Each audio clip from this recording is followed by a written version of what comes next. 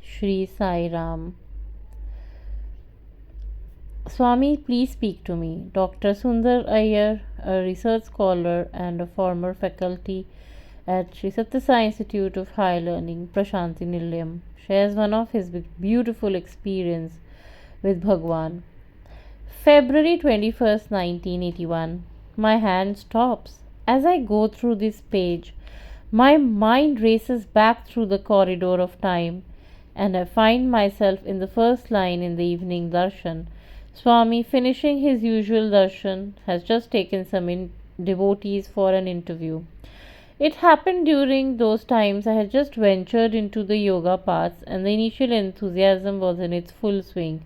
Yogasanas, breathing exercises, postures, and all that matters occupied the place of prime importance among my thoughts. Often I would indulge in fantasy, roaming in the Himalayas clad in a lion cloth perhaps, or lying next to a snow leopard performing austerities.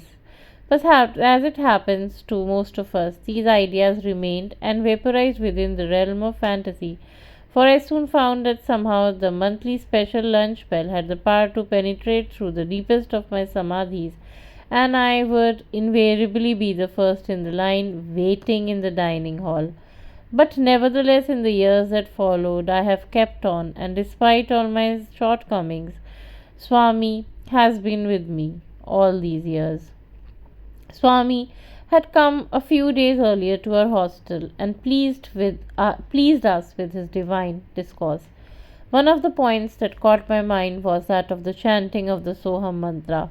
Swami explained and demonstrated how this sacred mantra can be chanted through regulation of breath.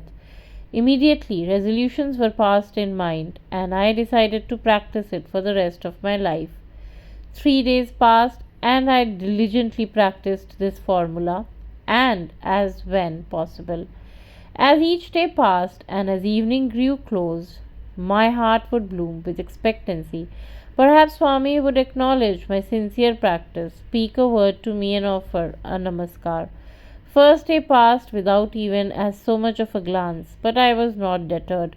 I went on, but somehow, when on the second day Swami passed by me without so much of a glance, my spirits were down in the dumps. Nevertheless, a ray of hope still hung in the frail cobwebs of mind, for the next day our class was going first in the line. So in the evening of this third day found me sitting in the first line in the portico. Sun was just setting for his nightly intervention, and even as his golden rays bathed all of us, not merely in light, but also in quite uncomfortable warmth, my mind was going on, so hum, so hum. Finally, the door opened, and the usual hush passed over the atmosphere. All attention was on the door, expectantly accompanied by eager eyes and prayerful hands.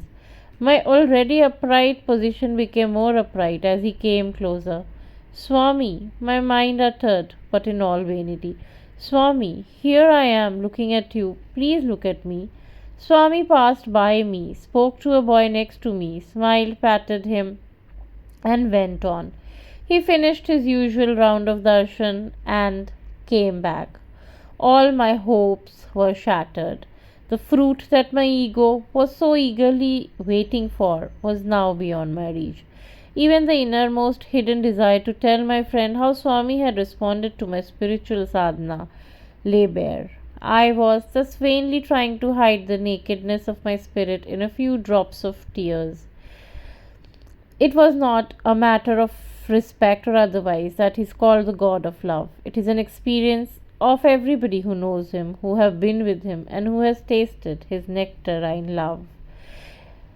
Hardly a few minutes had passed when Swami opened the interview door and came out. He was standing right in front with his back towards me, watching ladies go in. My mind was calm by then, and drying up my tears, I let out my hand to touch his lotus feet, and lo, it happened. When he was about to go, Swami turned towards me. He had probably materialized some vibhuti, so his fingertips were still full of them. Within a flash of a second, he took a step. As I looked up at him, his beautiful face broke into a smile. Eyes pouring out love, he looked into me, saying, Pichi, mad? He let his thumb press my forehead and rubbed in the vibhuti, the sacred ash, that was still there. No soul can forever be banned, eternally bereft. Whosoever falls from God's right hand is caught into the left. Om Shri Sai Ram.